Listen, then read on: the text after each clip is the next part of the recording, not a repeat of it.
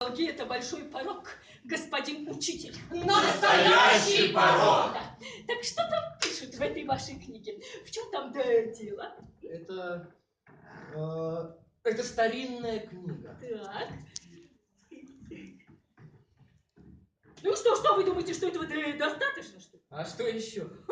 Господин Марин, если учитель платит 22 тысячи за одну книгу, Дело нечистое.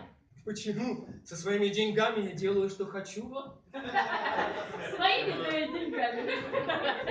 Какими деньгами? Вы же учитель. Откуда у вас деньги? Ну, мы-то, слава богу, хорошо знаем вас, да? Вы должны столовой 80 лей еще за прошлый месяц. Вот. Откуда вы это знаете? Я знаю все. Потому что я, бедняжка, вынуждена поспевать всюду. Заменять полицию на вокзале,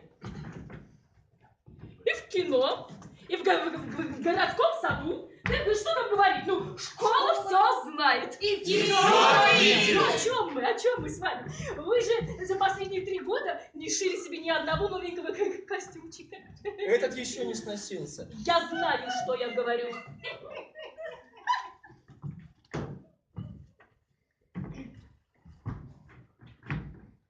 И если все это так,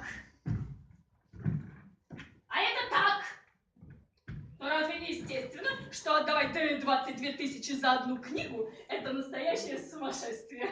Может быть, но это мое сумасшествие. Я не обязан никому давать отчет. Ошибаетесь, господин учитель. Школа должна знать все! Да, и не только школа, и